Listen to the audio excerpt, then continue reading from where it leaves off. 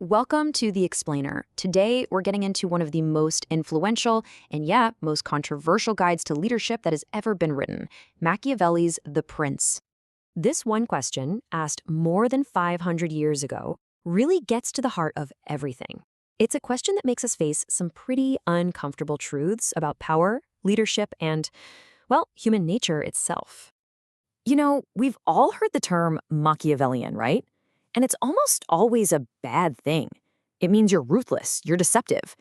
But is that really the whole picture? Was Machiavelli just writing a handbook for bad guys? Or was he offering a brutally honest guide to survival in a pretty brutal world? So to really get this book, you have to understand the world he was living in. Niccolò Machiavelli, he was a big deal, a senior official in Florence. But then the powerful Medici family came back, and poof, he's out of a job. So the prince was, in part, a very personal plea, kind of like the most intense job application ever, meant to show the new boss his political genius. But it was also way bigger than that. It was a patriotic cry for a broken Italy, a desperate call for a strong leader to finally unite the country. Okay, so let's dive into the core of his whole philosophy. Machiavelli's entire strategy is built on a brutally realistic, and yeah, some would say super cynical view of what makes people tick. This is the foundation for everything that follows. This right here is the absolute key to it all. He basically argued that there's this huge gap between how we wish people were and how they actually are. And any leader who doesn't get that, who tries to govern the world as it should be, is in his mind absolutely doomed to fail. All right, so first up, he believed that at their core, people just can't be trusted. He calls them wretched creatures who will not keep their promises to you. So his logic is pretty cold. If they won't be true to you, why should a leader be true to them? To survive, he argues, a leader has to master the art of deception. And this quote just lays it all out there. If you try to be the good guy all the time, you're going to get crushed by all the people who aren't. For him, this isn't about morality. It's about tactical survival. Trying to be a saint in a world full of sinners, that's just a recipe for disaster. Second, he's convinced that human beings are driven by pure self-interest. Specifically, a relentless obsession with their own stuff, their material possessions.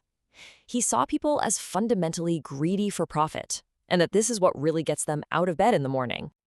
And just listen to this absolutely shocking statement. Patrimony just means the stuff you inherit from your dad. He's saying, straight up, that people will get over the death of a parent faster than they'll get over losing their inheritance. It's a brutal take, but it perfectly sums up his view on what really matters to people.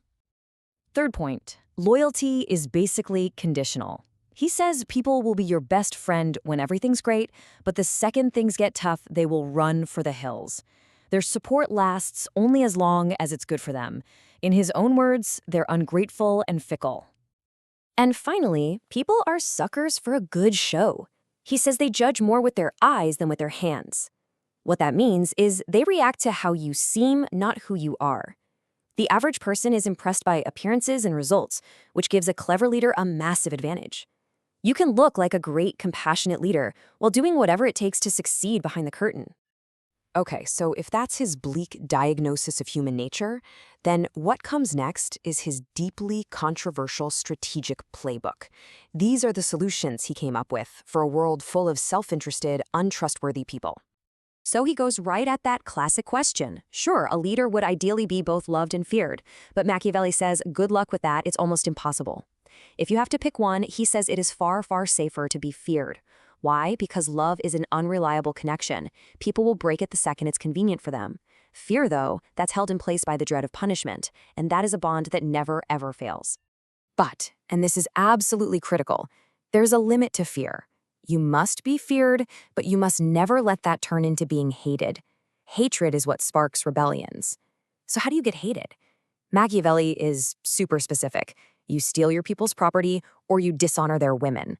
As long as you leave their stuff and their honor alone, you can keep that healthy fear without crossing the line into dangerous territory.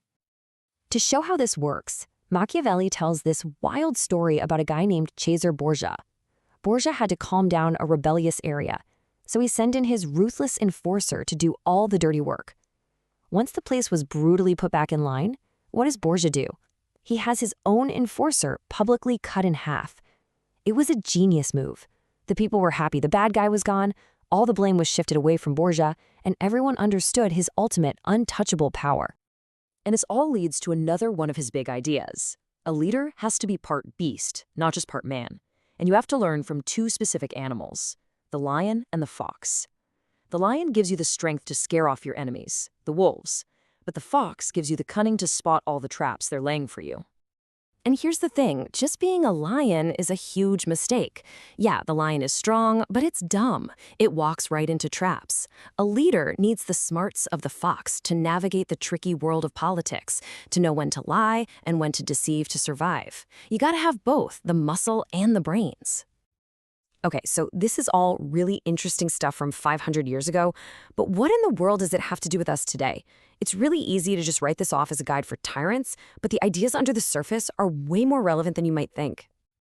The real value here isn't to become a terrible person or a great liar.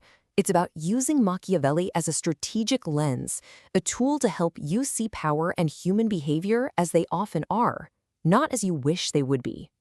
It's about realizing that some people you deal with might just be playing by these rules. So what's the bottom line? It's a pragmatic way to get through a world that's often run by self-interest and appearances. It makes us ask tough questions about our own strategies and be brutally honest about the gap between our good intentions and the harsh reality of power and competition. And that brings us to one final tough question to think about in our own lives.